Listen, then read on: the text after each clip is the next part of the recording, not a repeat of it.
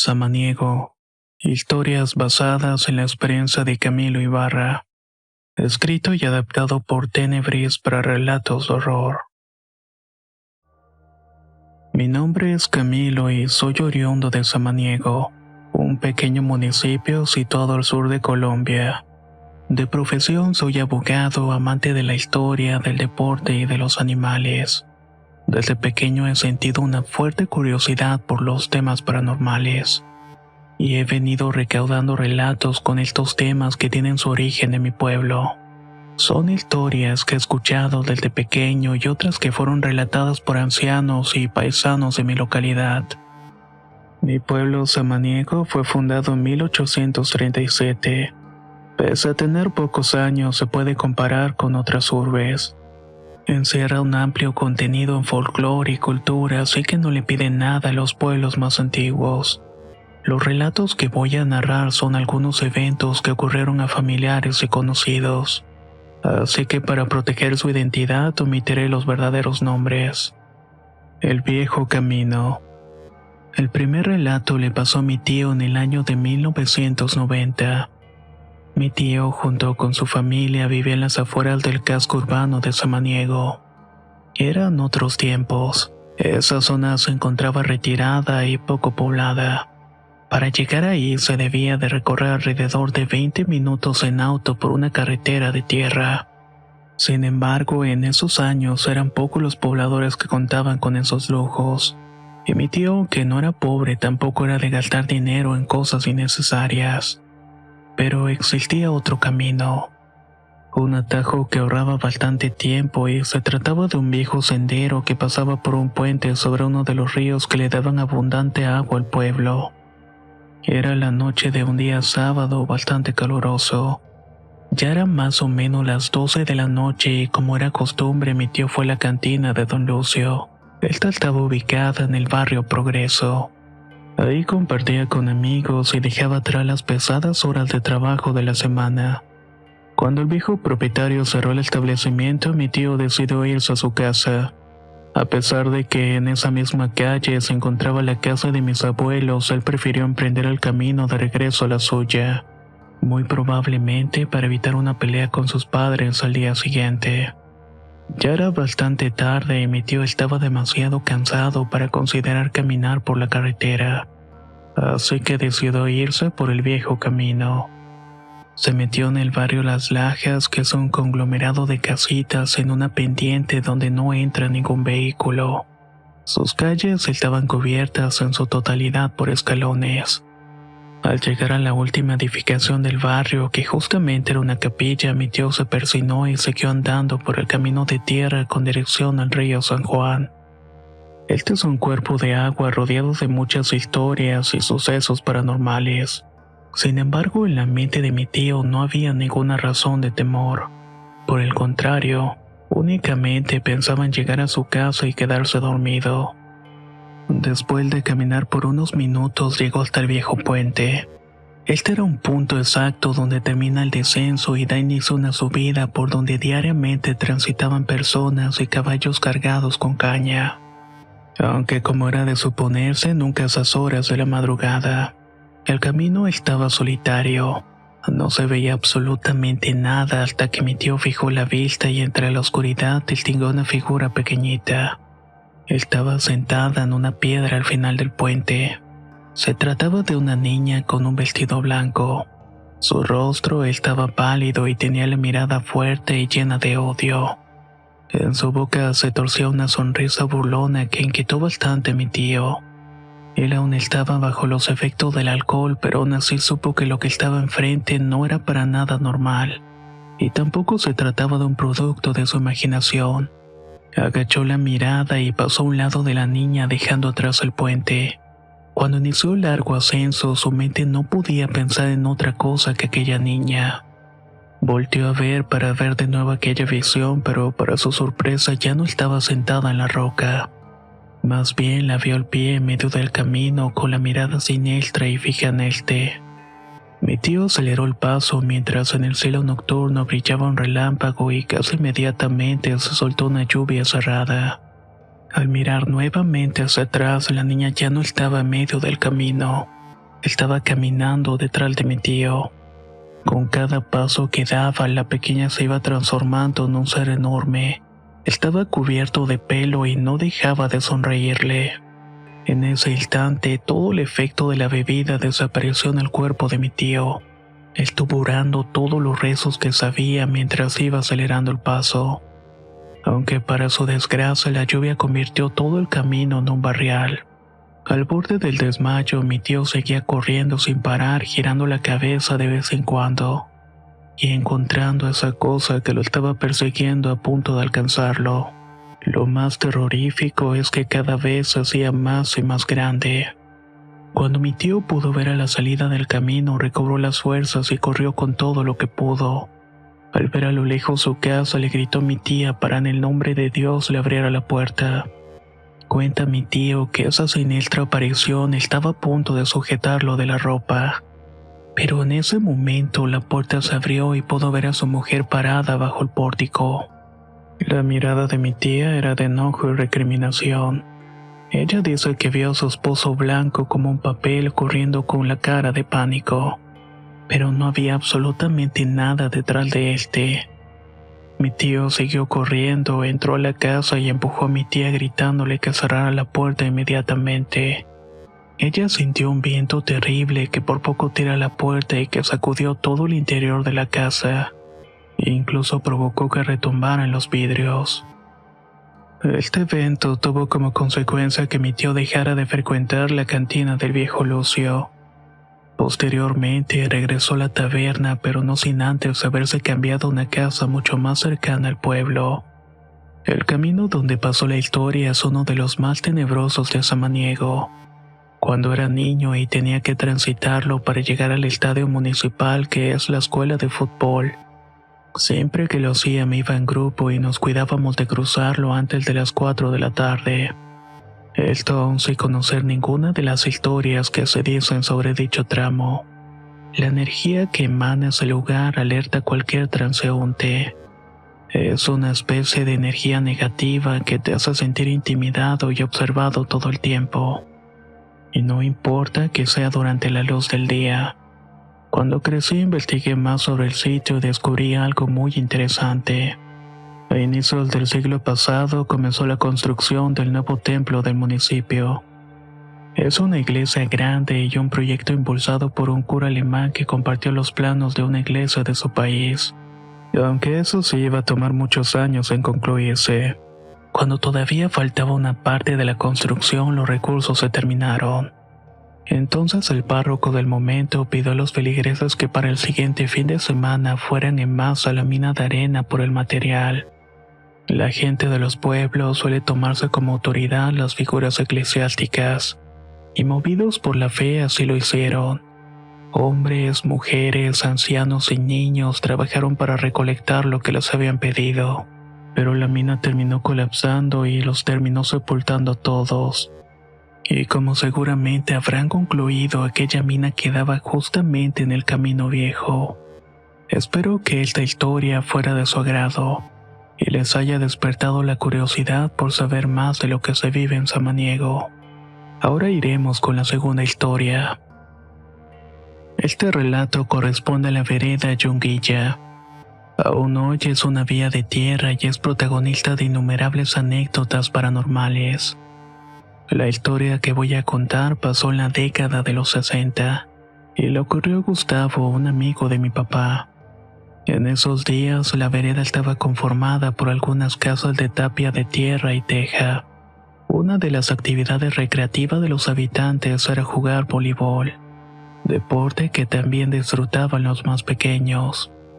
Durante el juego y la recreación podían quedarse jugando hasta las 5 de la tarde, pues luego de ese horario no había energía eléctrica para iluminar en la oscuridad, y por lo mismo los niños no contaban con el permiso de sus padres. Aquel día los adultos celebraron una reunión comunitaria en casa de un vecino. Por esta razón los niños tuvieron más tiempo para estar jugando. La tarde casi se convertía en noche, pero los niños seguían en la cancha jugando y platicando. Cuenta Gustavo, quien para ese entonces tenía unos 12 años, que vieron llegar una mujer que se quedó parada a unos 20 metros de ellos. El primo de Gustavo, de 10 años de edad, reconoció en ella a su madre y dijo: «Allí está mi mamá. Voy a pedirle permiso que me deje jugar otro rato contigo, Gustavo». El niño corrió para alcanzarla, pero para Gustavo algo no andaba bien. Esta mujer a la distancia, aunque tenía cierto parecido con su tía, era mucho más alta.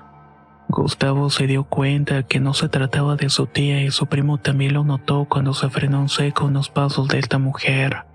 Había esquivado un manotazo que le había lanzado. El primo se tiró al suelo evitando así que esta persona lo atrapara. Aunque estaba oscuro, había suficiente luz para mirarle el rostro. Cuando Gustavo cuenta esta historia, siempre dice que nunca en su vida ha visto dientes más grandes. Su primo se incorporó y dio media vuelta para correr con los demás pequeños.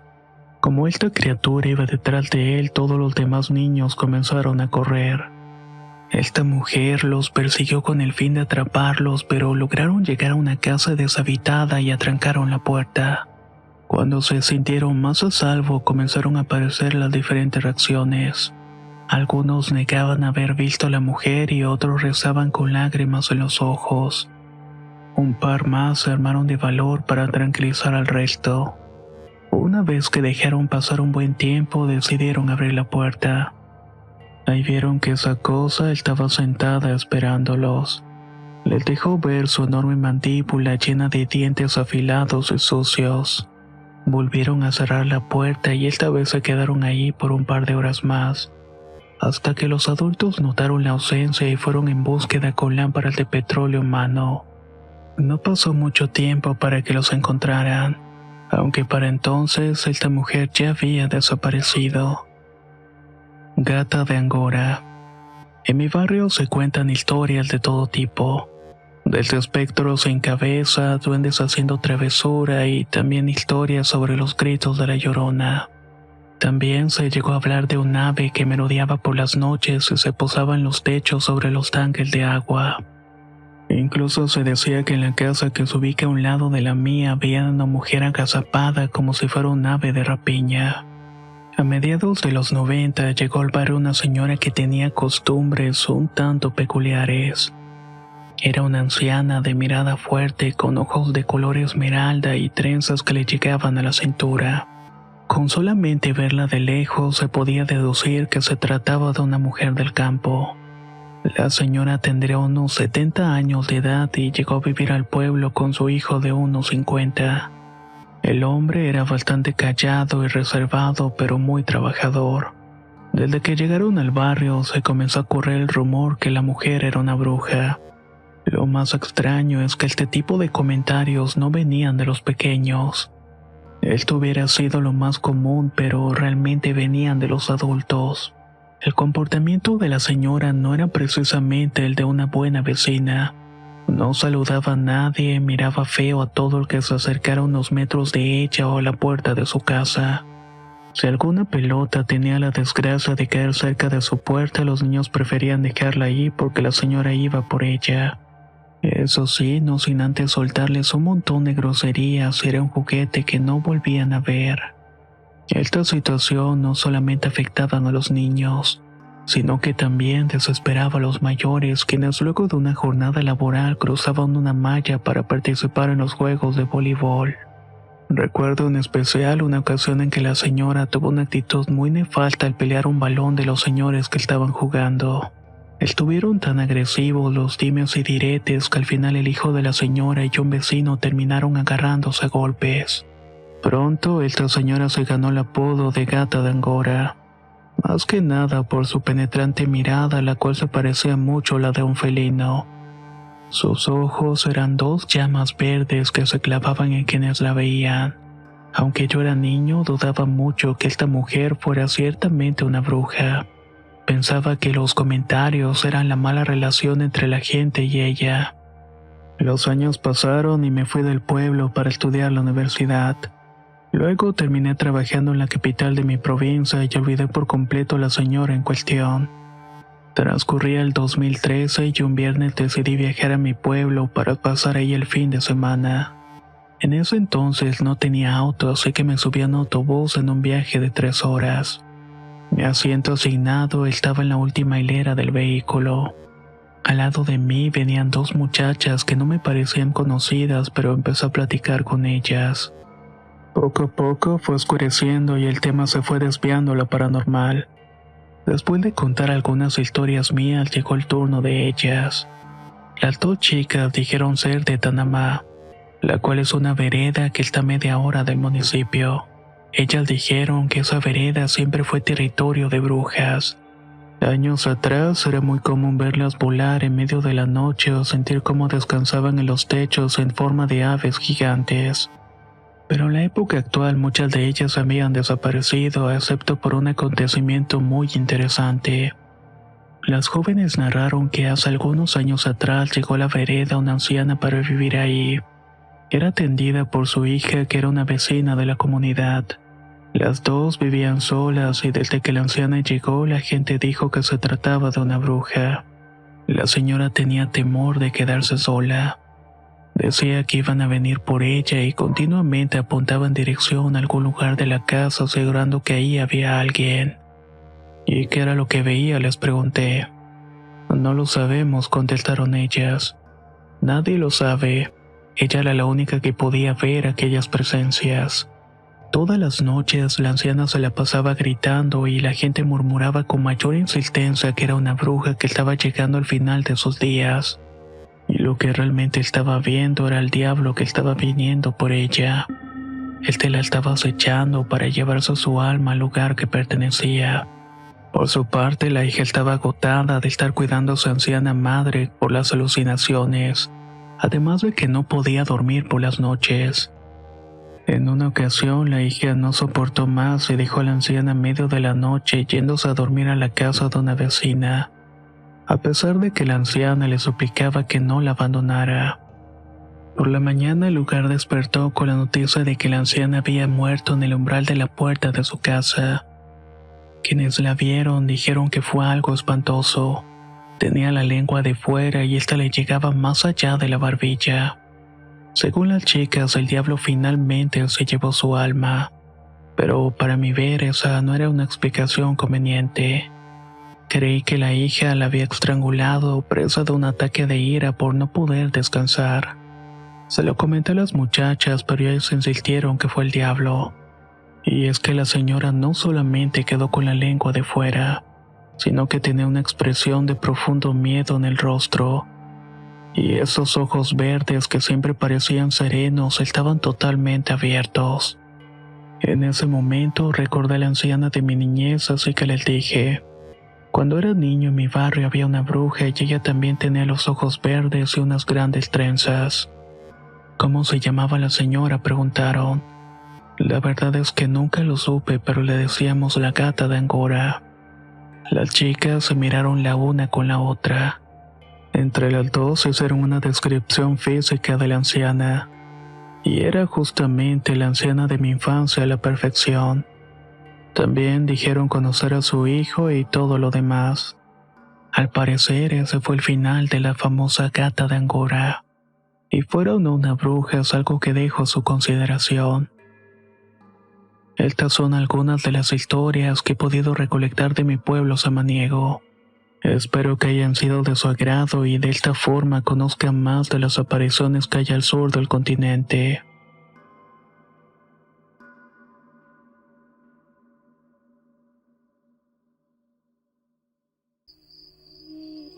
Was ich nur